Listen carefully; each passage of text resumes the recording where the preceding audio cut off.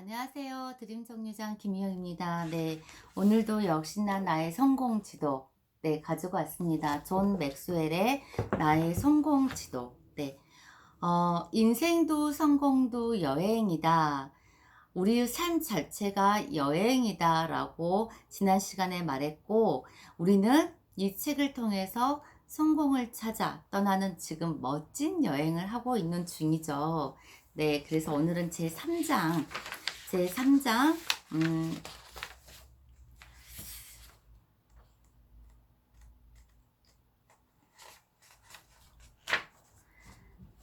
제3장. 나는 얼마나 멀리 갈 수 있는가? 나는 얼마나 멀리 갈 수 있는가? 네. 여행을 하는 도중에 나는 얼마나 멀리까지 갈 수 있는가? 네. 올바른 방향으로 멀리 가기 위해서는 꿈과 긍정적인 태도 모두 중요하다고 합니다. 네. 어, 그래서 이 지금 3장에서는 거의 태도에 관한 부분에 대해서 많이 이야기가 나오고 있거든요. 네. 태도가 고도를 결정한다. 달 여행이 불가능해 보였지만 이렇게 실제로 일어났다. 놀라운 것은 1961년만 해도 미국을 앞서던 소련이 지금까지 사람을 달에 보내지 못했다는 점이다. 무엇이 미국인으로 하여금 그 위대한 일을 이루게 했을까? 그것은 기술의 힘도 소련 우이의 냉전 위협도 아니었다. 미국이 달에 사람을 보낼 수 있었던 것은 그것이 가능하다는 믿음 때문이었다. 존 F 케네디 대통령의 연설은 눈 깜짝할 사이에 달 착륙을 실현 불가능한 꿈에서 실현 가능한 표적으로 만들었다. 미국의 기술이 어디에 와 있는가는 중요하지 않았다. 태도의 변화가 달 착륙을 실현시킨 것이다. 태도가 능력을 앞서면 불가능한 것도 가능해진다. 네. 올바른 방향으로 멀리 가기 위해서는 꿈과 긍정적인 태도 모두 필요하다. 케네디 대통령은 그것을 잘 알고 있었다. 꿈은 그 자체만으로는 결실을 맺지 못한다. 태도는 우리가 성공하기 위해 필요한 조건 그 이상이다. 태도는 지능이나 재능, 교육, 기술적 능력, 기회, 심지어 고된 일과 달리 우리가 꿈을 이룰 것인지 그렇지 못할 것인지를 결정하는 핵심적인 요소이다. 태도는 우리가 성공 여행을 얼마나 멀리 할 수 있는지를 결정한다. 네, 태도.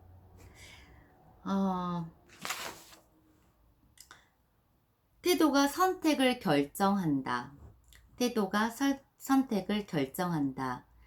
태도가 나쁜 사람들은 자신의 문제를 설명할 때 대부분 자신이 아닌 다른 이유를 지적한다. 그러한 태도는 올바르지 않다. 중요한 일은 우리에게 생기는 것이 아니라 우리 안에서 일어나기 때문이다. 따라서 우리의 태도는 아래의 것들에 의해 결정되지 않는다. 네, 상황이에요. 우리는 우리에게 벌어지는 일을 통제하지 못할 수도 있다. 하지만 그것에 어떻게 반응할 것인가는 전적으로 우리의 책임이다. 네, 여러분, 결과를 예측한 반응, 그러니까 사건, 반응, 결과. 네, 이게 어떻게 보면 공식이거든요. 사건, 반응, 결과. 그러니까 사건은 내 의지와는 상관없이 어떤 환경들, 그리고 사실들, 이러한 것들을 말할 수 있거든요. 날씨가 굳은 거.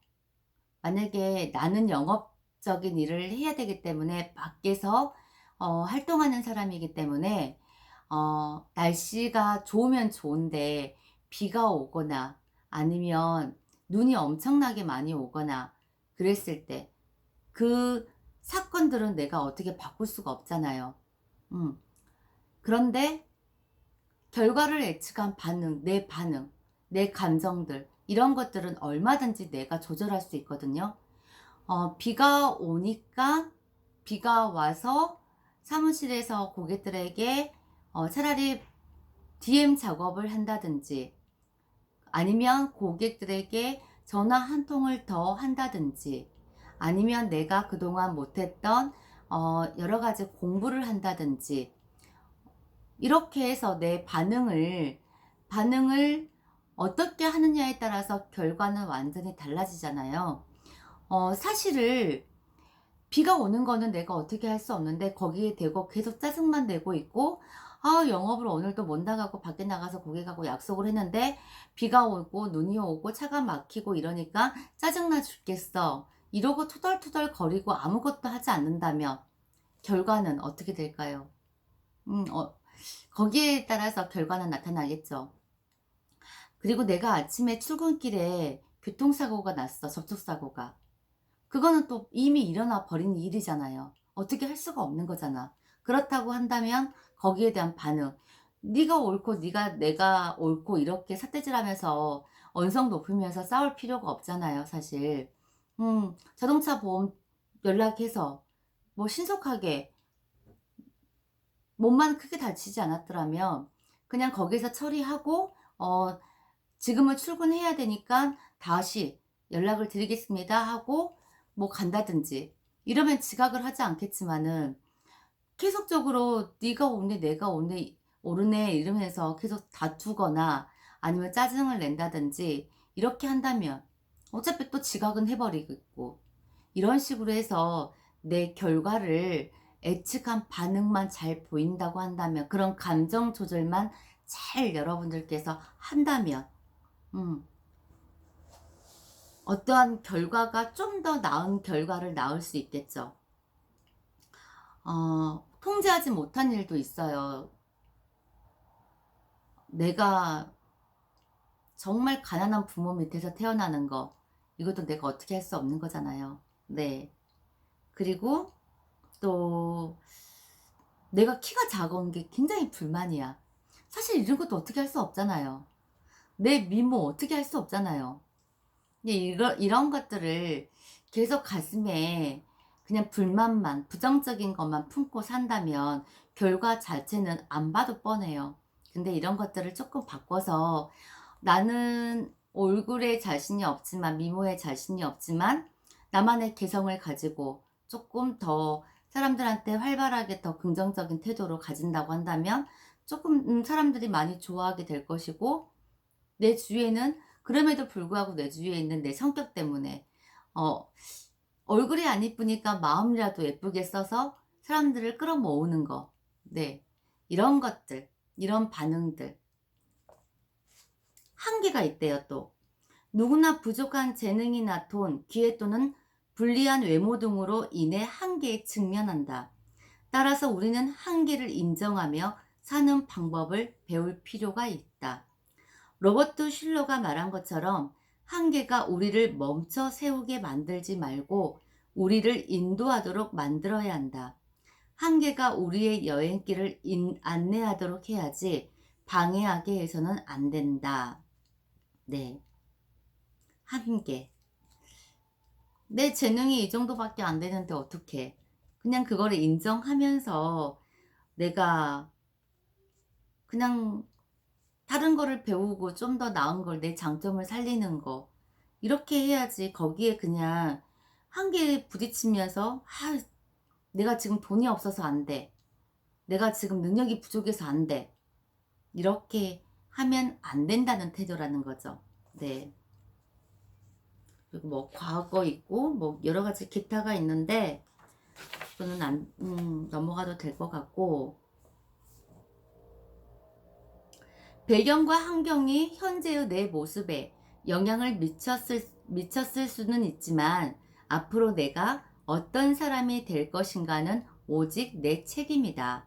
오늘 내가 하는 행동이 내일의 나를 결정한다. 여러분, 어제의 생각들이 데려다 준 곳이 오늘이에요. 오늘. 네.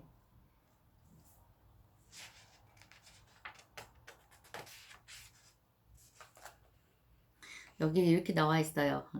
게임은 잡혀 있고 경기는 치러야 한다. 이왕 그렇다면 이기는 게 낫다.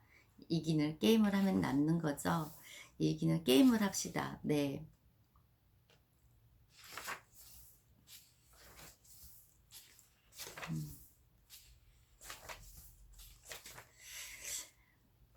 긍정적인 사람들과 사귀어라. 어, 그 위대한 찰스 존스는 지금의 자신과 5년 후의 자신을 다르게 변화시키는 것은 그동안 읽은 책과 사귀게 된 사람들일 것이다 라고 말했다. 특히 우리가 어떤 사람을 만나 시간을 보내느냐는 태도에 중요한 영향을 미친다. 끼리끼리 모인다는 속담은 진실이다. 네. 여기서도 그 말이 나오네요. 언젠가 제가 만나는 사람 가장 중요하다고 했잖아요. 지금을 가장 행복한 순간으로 만들어라. 네. 남편 찰스가 어린 꼬마였을 때 어머니에게 물었다고 합니다. 어머니가 사시면서 가장 행복한 순간은 언제였어요? 그러자 어머니가 대답했다. 이 순간, 바로 지금이란다. 아들이 놀라 물었다. 지금까지 행복했던 순간은 어쩌고요? 어머니가 결혼하셨을 때는 안 행복하셨어요? 그때는 그때가 가장 행복했지. 지금 나에게 가장 행복한 순간은 지금이란다. 우리는 지금 이 순간만을 가장 진실하게 살 수 있어. 그렇기 때문에 나에겐 지금이 가장 행복하단다. 네. 신이 주신 최고의 선물은 오늘입니다. 여러분, 오늘 이 순간, 지금 이 순간 행복하다는 느낌으로 네, 살아야 되겠고, 그녀의 말에는 지혜가 담겨 있다. 우리가 과거나 미래에 집중하면 현재에 발휘할 수 있는 잠재력을 잃고 만다. 지금 일어나는 일에 집중할 때, 그리고 긍정적인 태도를 위해 노력할 때, 우리는 지금 우리가 가진 모든 가능성에 자신을 열고 있는 것이다. 언제 가장 여러분들 행복하시다고요? 네, 지금 이 순간. 저도 오늘 하루를 보내면서 행복한 시간도 있었죠. 네, 근데 지금 가장 행복합니다. 네, 여러분들과 이렇게 책을 가지고 그래도 단 한 명이라도 봐줄 수 있는 누군가가 있다고 한다면 네, 그래서 가장 지금 이 순간이 행복합니다.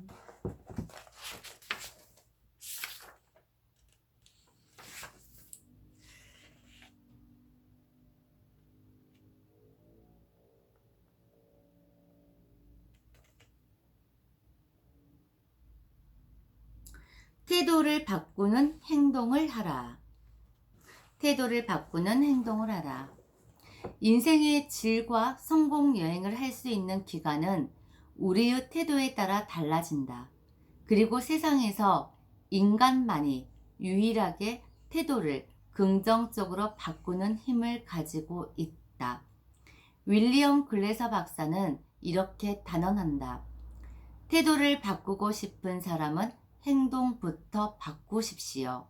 다시 말해, 가능하면 내가 되고자 하는 사람, 내가 가장 원하는 사람의 역할을 맡으십시오. 그러면 겁 많은 늙은 내가 점차 사라질 것입니다. 변화는 행동을 필요로 한다. 대부분의 사람들은 태도를 바꾸고 싶을 때까지 기다리지만 그러다가는 계속 기다려야만 한다. 태도를 바꾸고 싶다는 기분이 들 때까지 기다리면 아무 일도 생기지 않는다. 행동만이 우리를 달라지게 만든다. 의지가 담긴 행위는 우리를 행동으로 이끈다. 그리고 우리의 긍정적인 행동은 긍정적인 태도를 가져온다. 여러분, 기업가 헨리 포드, 네, 우리가 할 수 있다고 생각하든 없다고 생각하든 우리의 생각은 옳다라고 말했다고 합니다. 우리가 여행을 얼마나 멀리 하는가는 다른 무엇보다 마음에 의해 결정이 된다. 그 의미를 설명하기 위해 여러분에게 내 친구 폴 네니에 관한 이야기를 들려주고자 한다. 음.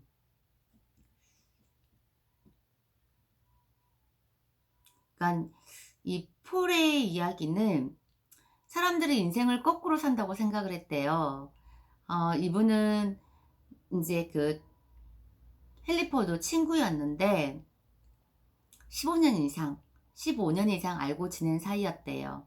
근데 폴은 사람들이 인생을 거꾸로 산다고 생각했다. 사람들은 인생의 대부분을 열심히 일하며 보내다가 어느 날 갑자기 은퇴를 하고 재미를 찾기 원한다는 것을 알게 된 것이다. 하지만 퇴직을 하고 인생을 즐길 때가 되면 나이가 너무 들고 지쳐버린다. 그래서 그는 인생을 다르게 살기로 했다. 30살에 은퇴를 해도 될 만큼 빠르게 그리고 정직하게 돈을 많이 벌겠다고 마음먹었다. 그리고 실제로 그렇게 했다. 몇 년 후에 그는 평생 먹고 살아도 될 만큼 돈을 충분히 벌었고 29세 때부터 일을 하지 않아도 되었다. 네. 음, 로버트 기요사키도 그랬죠. 빠른 시일 내에 40대에 은퇴를 하고 돈과 시간으로부터 자유로운 삶을 살고자. 어차피 우리가 열심히 이렇게 사는 이유는 저번 시간에도 언젠가 말씀드렸듯이 내 노후에 내가 일을 하지 않아도 될 때 그때 좀 더 여유롭고 자유롭고 그렇게 살기 원하기 때문에 지금 열심히 살아야 된다는 거였잖아요. 네. 그래서 근데 이분 같은 경우에는 그렇게 은퇴를 했을 때는 이미 나이가 들어서 지쳐버린대요. 그래서 여행을 즐길 수 있는 그런 나이가 지나버렸기 때문에 이왕이면은 좀 더 빨리 은퇴를 맞이해서 평생 내가 조기 은퇴 아니면 이제 이런 식으로 빨리 은퇴를 하고자 하는 이런 마음이 들었다고 합니다. 근데 또 그렇게 실질적으로 했대요. 네. 그리고 아까 헨리 포드가 우리가 할 수 있다고 생각하든 없다고 생각하든 우리의 생각은 다 옳다고 했죠. 네. 여러분 세상의 모든 이유는 다 옳아요. 그렇지만 그 결과 또한 다 옳아요. 네. 세상의 모든 이유는 다 옳습니다. 그렇지만 그 결과 또한 반드시 다 옳아요. 네. 그러니까 이 사람은 이 사람 입장에서 이야기를 했던 것도 옳고 저 사람은 저 사람의 입장에서 이야기를 했기 때문에 그것 또한 옳아요. 그러기 때문에 자기네들이 굳이 변명을 하면서 변명이라고 할 수도 없죠. 자기 의견을 이야기하는 거기 때문에. 그래서 이제 행동에 대한 뭐 어떠한 변명을 하게 되는데 그것 또한 역시 옳아요. 음, 틀린 답이 아니에요. 그 사람 입장에서. 그렇지만 반드시 그 결과 또한 옳다는 이야기죠. 네.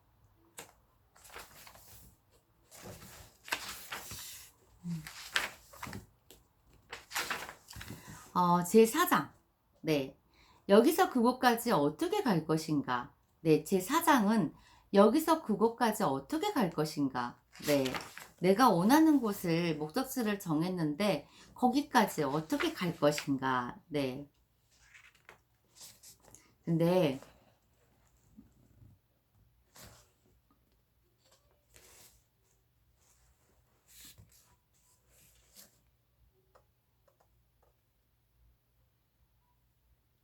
이 여행을 할 때 여러 가지 유형이 있대요. 여러 사람들의 유형을 보면은, 여행에 자신 있는 사람일수록 계획을 직접 짜는 경향이 있다.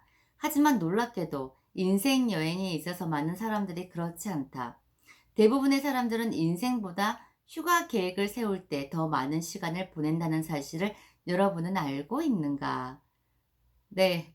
준비 시간으로 따지면 사람들이 직업을 선택할 때 매년 보내는 시간은 2주. 네, 2주래요. 근데 휴가를 계획하는 시간은 50주래요. 50주. 네. 그 정도로 내가 내 인생을 준비하는 시간은 단 2주를 투자를 하고 휴가 계획을 할 때는 50주나 걸린다고 합니다. 아유, 네. 사람들이 인생 여행을 짤 때 어떤 계획 과정을 거치는가에 따라 유형을 다음과 같이 나눌 수 있다. 희생자 빈스. 빈스는 자신이 인생에서 성공하지 못하는 이유가 제 탓이 아니라고 빠른 어조로 말했다. 그는 자신이 통제할 수 없는 일, 때로는 지나간 일에까지 시간과 에너지를 쓰느라 아무런 계획도 세우지 못한다. 그는 자신이 나아가지 못하는 탓을 남에게 돌리며 성장 기회를 잡는 것보다 실패한 데에 대한 변명을 찾는 데 급급하다. 그의 말대로라면 그가 아닌 모든 사람, 모든 일이 그를 지금처럼 만들었다. 늘 남의 탓만 하는 거, 내가 지금 이런 상황이 되는 거 너 때문이야. 너 때문이야. 나는 그런 게 아니었는데 너 때문에 그랬어. 네, 늘 남의 탓만 하는 사람. 네. 더딘 프레드예요. 더딘 프레드. 프레드는 과거를 별로 걱정하지 않는다. 또한 미래에 대해서도 생각하고 싶어 하지 않는다. 그는 현재에만 집중한다. 실제로 지금 이 시간을 너무 사랑한 나머지 현 상태를 유지하기 위해 어떠한 일도 감수한다. 그는 변화를 싫어하며 어떠한 경우에도 변화를 회피한다. 만일 그가 어떤 계획을 세운다면 모든 일들은 지금 그대로 유지하는 것이다. 네, 이분 같은 경우는 현상 유지. 네, 과거나 미래에 대해서는 전혀 아무것도 생각하고 하지 않고 그냥 지금 현재, 네, 현상 유지만 하시는 분이죠. 네, 몽상가 데비입니다.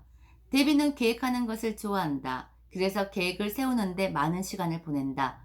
문제는 계획을 행동으로 옮기지 않는다는 것이다. 문제는 계획을 행동으로 옮기지 않는다는 것이다. 이런 사람 있잖아요. 운동을 하려고 딱 마음을 먹은 사람이 거기에 대한 준비를 굉장히 철저히 해요. 네. 운동화를 산다든지, 거기에 맞는, 옷을 산다든지, 네, 준비는 굉장히 철저히 해요. 근데 하루 이틀? 네. 그것밖에 안 해요. 행동을 하지 않아. 준비는 정말 철저히 하거든요. 체중계도 이제 살을 빼야 되겠다고, 다이어트를 해야 되겠다고 마음 먹고, 정말 운동을 열심히 해야지. 그리고 헬스장을 다녀야지 끊었어요. 끊고 나서 끊기 전에부터 운동복을 사고 운동화를 사고 체중계를 사고 네, 막 줄넘기도 사고 막 이래요. 그리고 헬스장을 딱 끊었어. 네, 하루 이틀? 많으면 일주일이고 우리 요즘에 헬스장 가면은 한 달씩 끊지 않고 3개월 해가지고 특가 할인 이렇게 하잖아요. 그러면은 우리가 소비심리에서 그게 더 왠지 싸게 먹힐 것 같고 나는 3개월 동안은 해야 된다고 본인들이 또 그렇게 할 수 있을 거라고 생각하고 3개월 걸 끊는단 말이에요. 근데 결국은 일주일도 못 가서 저도 물론 마찬가지였어요. 그렇지만 이런 분들, 네. 차라리 한 달에 만약에 10만 원이고 세 달에 18만 원이야. 그럼 어떻게 보면은 딱 보면 세 달에 18만 원이 훨씬 더 저렴하게 느껴지니까 세 달을 끊잖아요. 근데 차라리 한 달씩 끊는 게 훨씬 더 효율적이라는 거 여러분들 많이 경험하셨을 거고 주위에서도 많이 보셨을 거예요. 네, 그러니까 음, 문제는 계획을 행동으로 옮기지 않는다는 것이다. 네. 때때로 그녀는 아이디어가 매우 훌륭하며 성공하고 싶다고 이야기한다. 하지만 그녀는 모험을 싫어한다. 그녀는 성공 여행에 필요한 대가를 치르지 않는다. 네. 다음은 동기부여가 된 마이클입니다. 마지막 유형인 마이클은 자신의 잠재력을 극대화하기 위해 최선을 다하거나 대부분의 시간을 현재에 집중하며 보낸다. 지금 그가 그렇게 효율적일 수 있는 이유는 어제의 시간을 할애하여 계획을 세웠기 때문이다. 그 결과 그는 자신의 목적을 충실하고 잠재력을 이루기 위해 성장하고 있으며 긍정성이 넘쳐서 다른 사람에게까지 유익한 씨앗을 뿌리고 있다. 이게 지금 우리가 말하는 성공이죠. 성공. 네. 자신의 목적에 충실하고 잠재력을 이루기 위해 성장하고 있으며 마지막에 어, 자신의 삶이 여러 사람들에게 동기부여가 되어서 정말 유익한 씨앗을 뿌리고 있는 거. 네. 이분이 가장 성공한 유형이죠. 네. 여러 가지, 여러분은 어떤 유형에 속하시는지요? 네.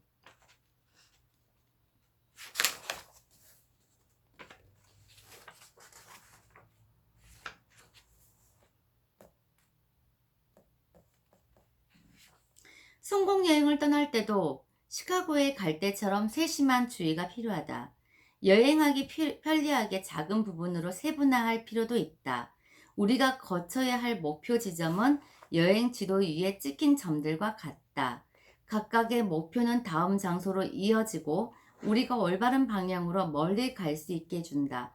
결국 그러한 목표 지점들은 우리의 최종 목적지로 이어지는 코스로 결정된다. 만일 길을 잘못 들면 어디에서 길을 잘못 들었는지를 알아내어 제 길로 쉽게 조정해 들어갈 수 있게 해주기도 한다.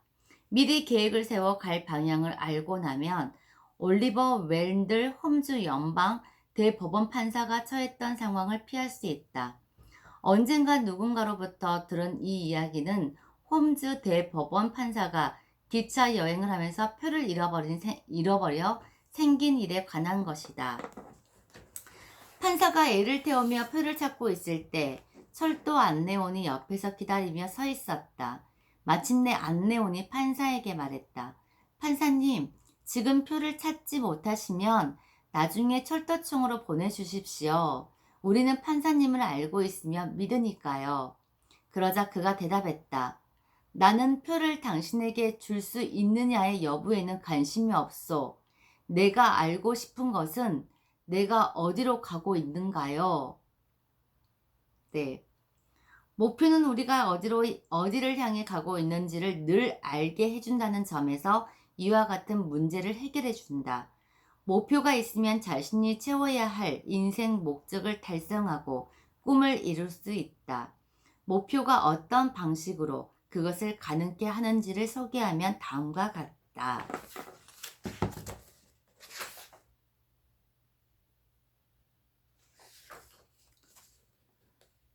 목표는 목적의식을 끌어낸다.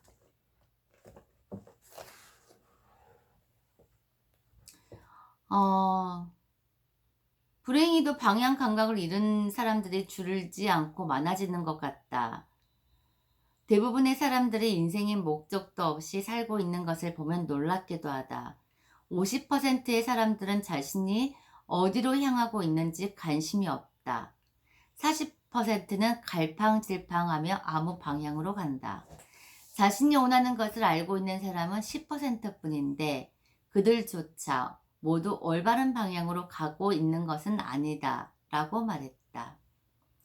목표는 우리가 집중해야 할 구체적인 것을 제시한다. 그리고 우리의 행동에 긍정적인 영향을 미친다.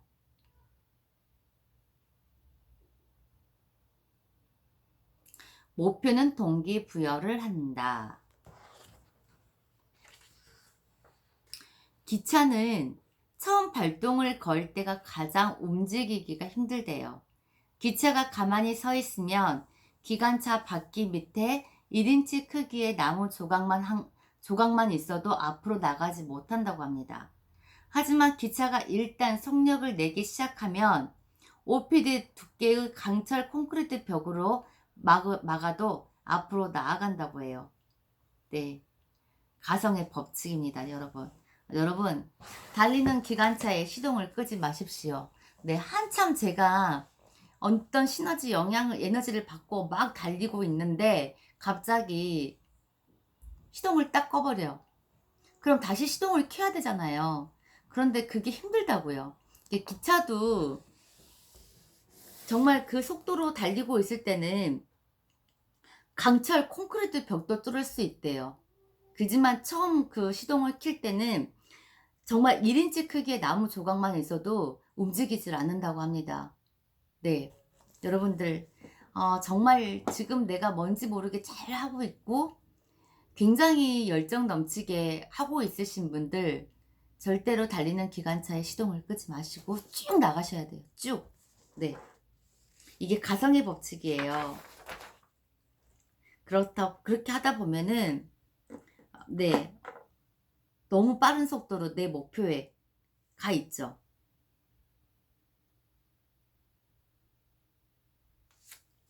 목표는 해야 할 일을 보여준다. 저번에 시간에 또 말했던 것 같아요.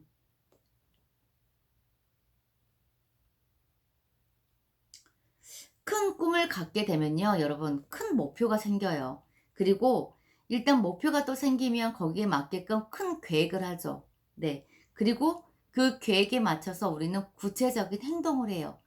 그렇다고 한다면 결과가 나오겠죠. 네.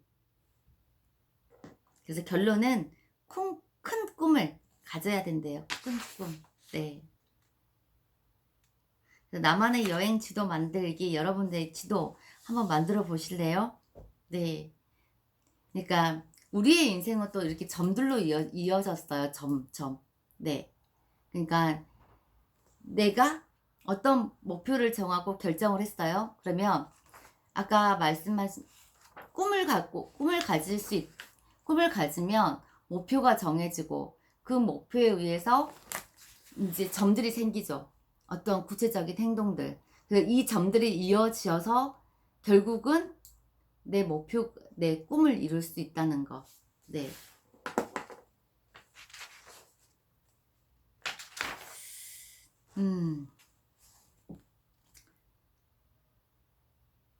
일단은 내가 여행을 할 때 출발점을 한번 살펴보라는 거예요.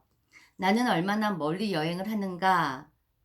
왜 얼마나 멀리 내가 5년, 10년, 20년, 네, 이렇게 계획적으로, 네, 이렇게 멀리 여행할 수 있는, 그러니까 이런 기간을 두고 한번 여러분들께서 계산할 필요가 있고, 두 번째는 나의 장점에 대해서, 왜 유리한 점이 있으면 그걸 이용해서 조금 더 빨리 갈 수 있게끔 계획을 짜라는 거죠.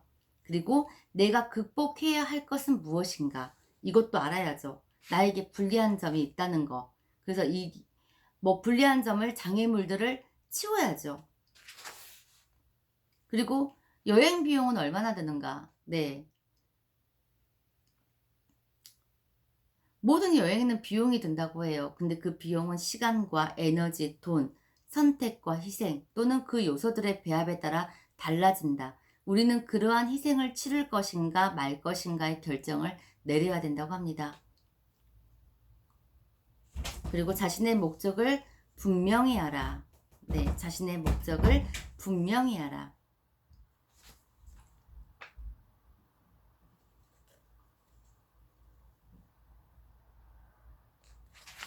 네. 그리고 목표를 정의할 때 첫 번째, 글로 반드시 적어야 된대요. 그리고 개인적이어야 되고, 구체적이어야 되고, 그리고 성취 가능성이 있는 것들. 네. 그리고 측정 가능해야 되고, 마감 시한이 있어야 된대요. 그냥 언젠가는 내가 그렇게 이룰 거야 라는 게 아니라 딱 마감 시간. 네, 나는 3년 뒤, 3년 뒤에 이거를 이룰 거야 라는 거. 이렇게 기간을 두고 결정을 해야 된다는 거죠.